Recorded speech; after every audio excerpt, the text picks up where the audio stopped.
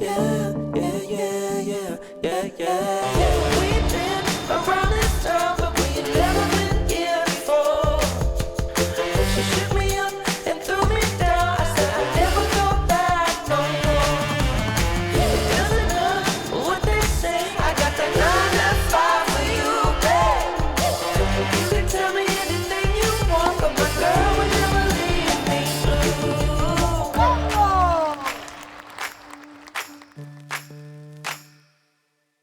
Dzień dobry kochani, obiecaliśmy i to zrobiliśmy. Witamy Was serdecznie z Rzymu dzięki współpracy z marką Yokohama, oficjalnym partnerem ATP i japońskim producentem opon klasy premium. Jesteśmy tutaj w sercu Włoch, aby relacjonować dla Was wydarzenia z turnieju Internazionali BNL d'Italia.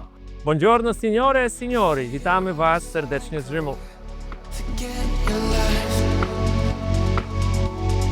You are my fire. Feed my desire. Taking me higher. We don't need to try. Can you take me to the other side? Dawid, skorzystamy z Twoich doświadczeń z kortów na całym świecie. Rzucam hasło Rzym. Co Ty myślisz, słysząc o tym turnieju, o tym pięknym mieście? Przez wiele lat sportowo on mi się dobrze nie kojarzył, bo to było miejsce, które Agnieszka, zwłaszcza w końcowej fazie swojej kariery, dosyć regularnie opuszczała. Ja chyba tylko z Agnieszką byłem tutaj raz. Ale nie zmienia to faktu, że Rzym bardzo lubię. Lubię Foro Italico, lubię pójść do centrum, lubię się napić dobrej kawy, zjeść dobrą pizzę, zobaczyć fontannę di Trevi, pójść pod schody hiszpańskie. Także mam bardzo dużo dobrych skojarzeń i w zasadzie potwierdzeniem tego jest to, że praktycznie co roku tutaj się pojawiam. A czy rozgryzłeś już, dlaczego ta kawa wspomniana przez Ciebie i ta pizza tutaj smakują lepiej? My też mamy świetnych kucharzy, świetnych fachowców, mamy kapitalne restauracje w Warszawie i w Polsce, a mam wrażenie, że tutaj człowiek siada byle gdzie i to doznanie jest delikatnie inne. To prawda, wszystko się zgadza. Myślę, że chodzi tutaj o to doświadczenie, o sposób przygotowania, sposób parzenia. Wiemy, że ziarna w zasadzie są wszędzie dostępne, bardzo dobrej jakości, ale nie każdy potrafi tę kawę tak przygotować, jak robią to Włosi, także szedłem w tym kierunku. To samo z pizzą, inne piece, chociaż w Polsce mam wrażenie, że też jak wiesz, jak znasz miejsce, do którego się udać, to też już dostaniesz dobrą włoską pizzę, natomiast no, klimat Rzymu powoduje to, że ona smakuje inaczej i kawa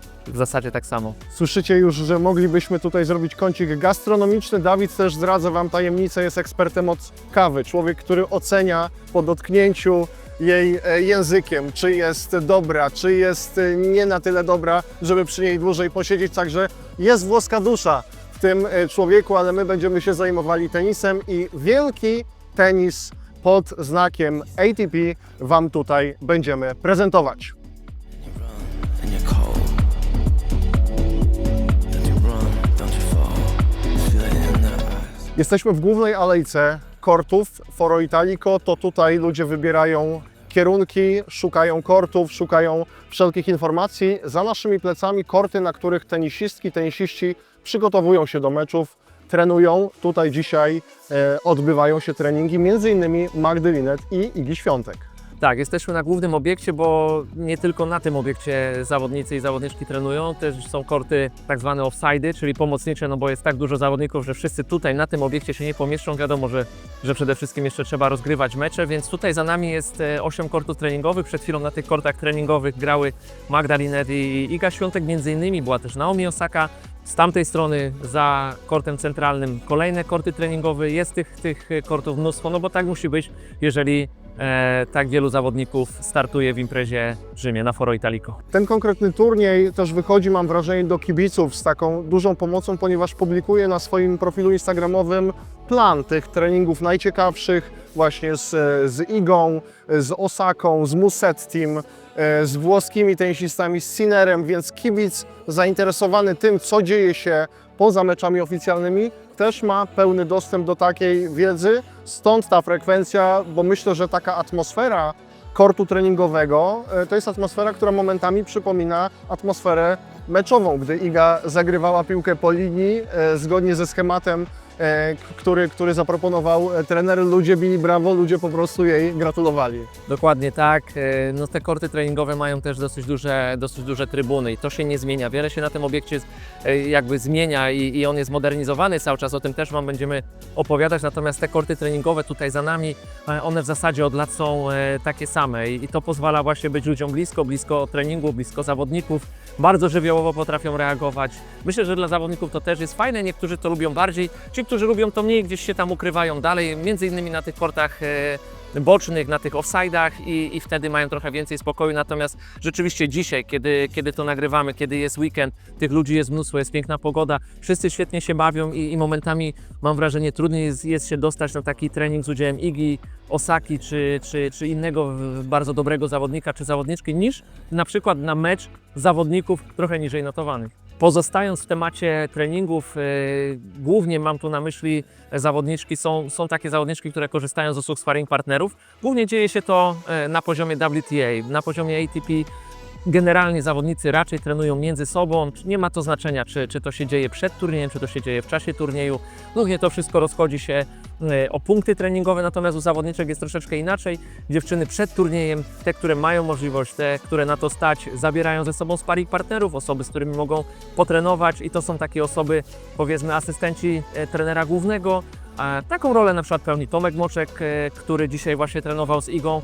Z doświadczenia wiem, że więcej jednak gra z Igą w tych dniach pomiędzy meczami, natomiast w tych dniach, kiedy przygotowują się do turnieju, to jest takie łączone, bo Iga też gra z innymi dziewczynami. Jeżeli chodzi o punkty treningowe, to lepiej jednak zawsze pograć z dziewczyną, bo to jest inny tenis, inne granie, więc te punkty rozgrywane są właśnie z innymi zawodniczkami, a jeżeli coś potrzebuje jeszcze dopracować, nad czym się pochylić, to wtedy do akcji wkracza Tomek Moczek.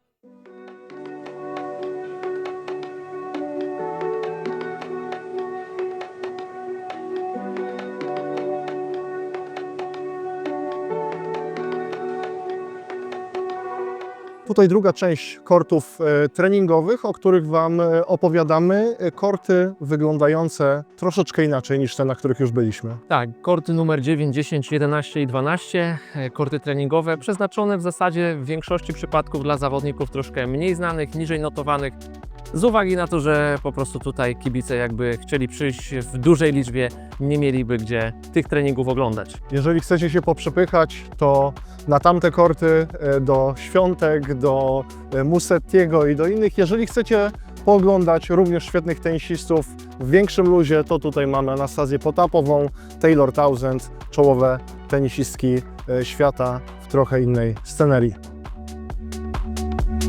Sei bellissima, meravigliosa.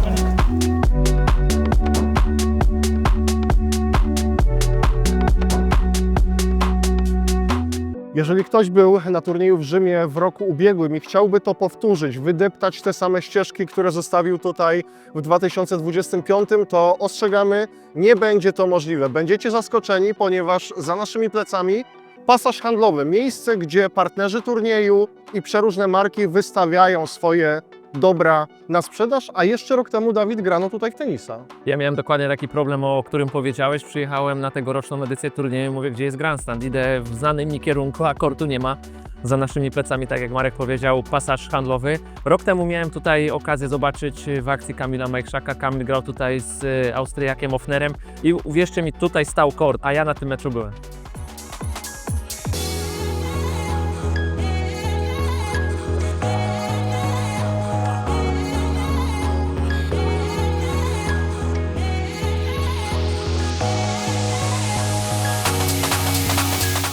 Mamy na Foro Italico korty większe i mniejsze, ale co najmniej jeden z nich jest wyjątkowy, unikalny i niepodrabialny. To jest arena Nicoli Pietrangeliego, czyli w skrócie kort Pietrangeli, tak się o nim najczęściej mówi. Kort niemalże wpuszczony w ziemię, wyglądający zupełnie inaczej niż wszystkie obiekty tenisowe na świecie. Niemal 4000 widzów jest w stanie pomieścić tutaj. Mamy większe areny, ale mam takie, Dawid, wrażenie, że każdy, kto przychodzi na te korty, chce w pierwszej kolejności przyjść właśnie tutaj.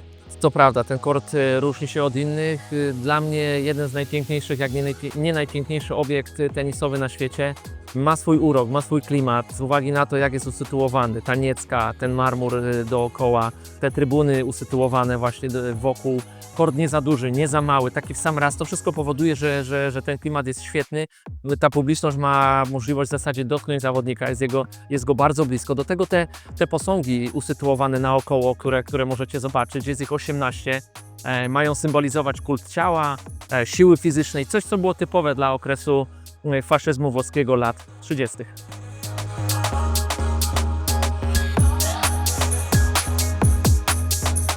Jesteśmy w okolicach kortu centralnego, miejscu bardzo tłocznym z różnych powodów, ale chcieliśmy Wam powiedzieć o rekordzie, który tutaj w ostatnich godzinach padł. Po raz pierwszy w historii turnieju organizatorzy na jeden z dni sprzedali ponad 40 000 biletów. Wyobraźcie sobie, ile to jest ludzi. Wyobraźcie sobie, że każdy z nich tutaj przyszedł, żeby oglądać najlepszych tenisistów na świecie, ale to miejsce, w którym się zgromadziliśmy, nie jest ciekawe wyłącznie z tego powodu. Tak, to prawda. Jesteśmy bardzo blisko tak zwanego wejścia do Players Lounge, czyli do tego miejsca, w którym tak naprawdę przebywają zawodnicy. Tam jest restauracja, tam jest też strefa dla zawodników, w której mogą się wyciszyć, przejście do siłowni, a nad nami, jak widzicie, jest taka kładka dla zawodników właśnie, którzy wychodzą z Players Lounge'u i idą w stronę kortu centralnego. Tam są też biura ATP, biura WTA i szatnie dla zawodników. I ludzie krzyczą Lorenzo, Lorenzo, bo podąża tamtędy właśnie sam Lorenzo Musetti.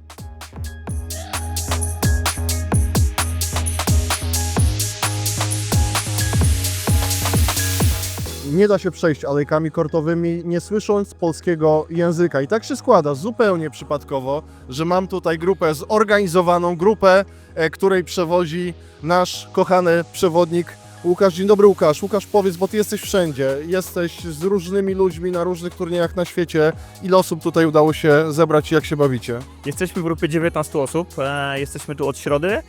Na kortach byliśmy w czwartek, byliśmy w piątek, jesteśmy dzisiaj. Jutro niestety trzeba już wracać, ale było fantastycznie. Myślę, że wszyscy potwierdzą. Wspaniałe mecze za nami, treningi naszych polskich zawodników, zawodniczek.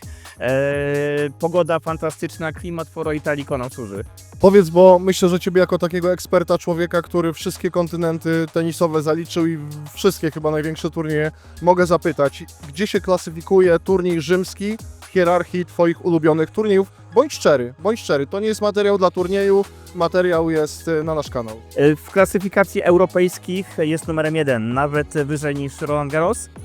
Ta Australia zawsze będzie wyżej od wszystkich turniejów, nie oszukujmy się, ale Rzym europejski totalny numer 1, także jak ktoś jeszcze nie był, serdecznie polecam. Widzę, że jesteście dobrze przygotowani, wszyscy tak samo ubrani, to znak, że organizator zadbał o to i coś specjalnego wymyślił. Tak, na każdy wyjazd przygotowujemy jakieś koszulki tematyczne, zobaczcie, clay, topspin and tiramisu. Byliśmy w knajpie, gdzie Iga jada tiramisu, perfekto.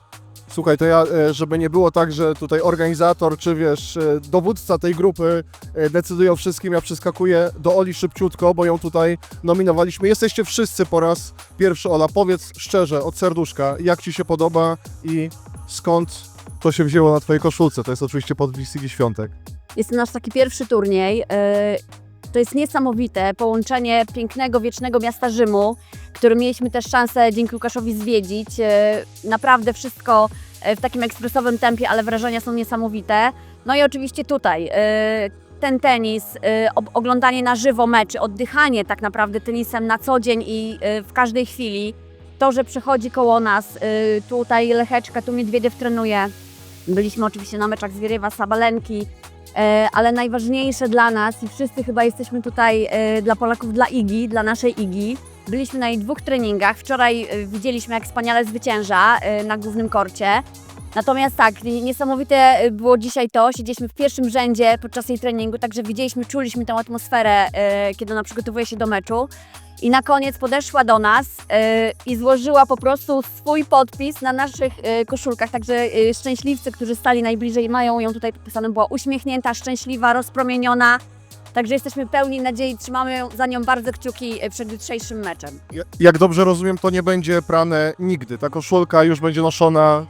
Składamy tutaj obietnicę z Agatką, z którą zawsze wspólnie oglądamy każdy mecz Igi, że teraz od dzisiaj na każdy jej mecz będziemy ubierać te koszulki. Nawet jak w telewizji on będzie oglądany, co oczywiście nie jest do porównania z oglądaniem na żywo, zawsze w tych koszulkach. Iga, jesteś wspaniałym człowiekiem na korcie, poza nimi trzymam za Ciebie mocno kciuki. Słuchajcie, to na koniec, bo powiedziałaś o atmosferze. Tak się składa, że możemy mieć piękne korty, możemy mieć piękną przyrodę, ale tę atmosferę tworzycie wy, kibice, więc może na koniec pokażecie tam do tego szkiełka, jak wy tej Idze kibicujecie, no bo to nie jest tak, że siedzicie tutaj przy kawce bezczynnie. Jeżeli mogę was sprowokować do jakiegoś okrzyku, będę mega wdzięczny.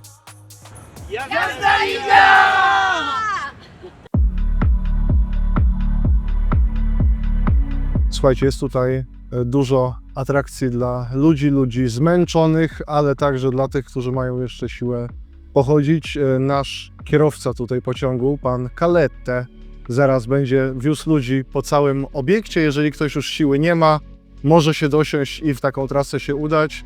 Nie wiem, Dawid, jak z twoimi siłami, czy ty będziesz zatrzymywał pociąg po kilkudziesięciu metrach, czy jedziesz do samego końca? Nie, do samego końca nie jadę, ale nikomu mała, drobna przejażdżka turniejową kolejką nie zaszkodzi. Nawet komuś takiemu jak ja, a u mnie sił zawsze jest dużo.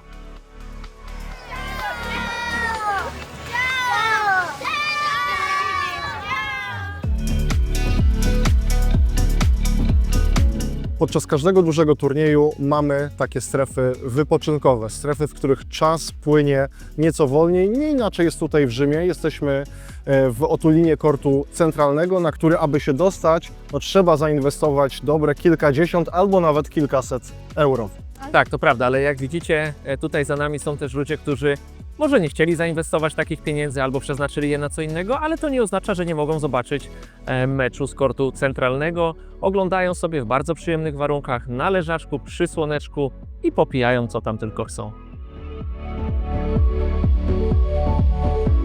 Nie wyobrażamy sobie być w miasteczku turniejowym i nie przyjść do stoiska partnera tego odcinka, a więc marki Yokohama. Pamiętacie, że w Hamburgu pokonał mnie w tej grze Janek Zieliński 1 punktem. Mam nadzieję, że dzisiaj znalazłem słabszego przeciwnika. Jest nim Dawid Selt, którego za moment będę chciał tutaj ośmieszyć. O, mocne słowa. Mamy 30 sekund.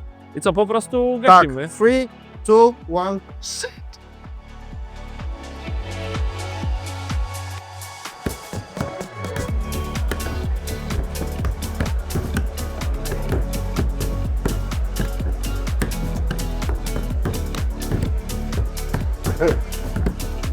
Kończy się to kiedyś?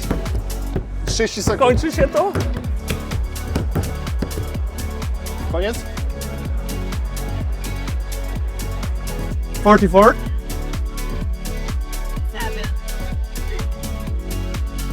Ale mnie ośmieszył. Widzieliście, jak mnie ośmieszył? Chyba sam siebie ośmieszył. Szukam kolejnego rywala. Na kolejny turniej zaproszę kogoś z Was, tylko poziom nie może być zbyt wysoki. Muszę wziąć kogoś na przełamanie.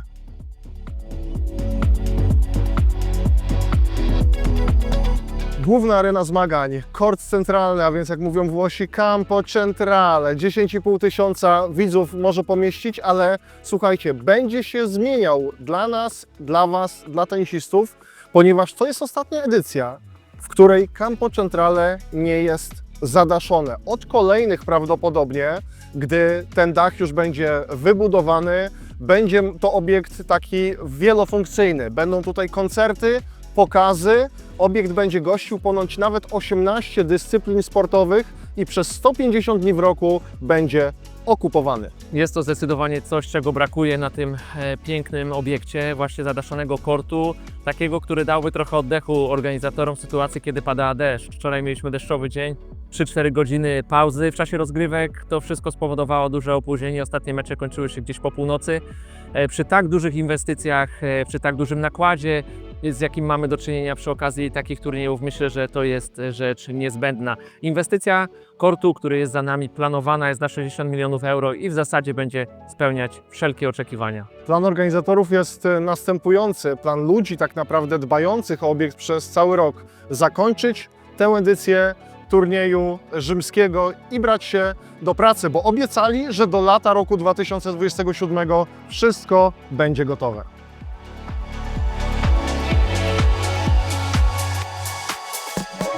Zaszło słońce nad Rzymem, pustoszeją powoli turniejowe alejki, a to znak, że kolejny dzień imprezy w Rzymie dobiega końca właśnie teraz. Tym samym dobiega końca nasza przygoda z tegoroczną edycją turnieju.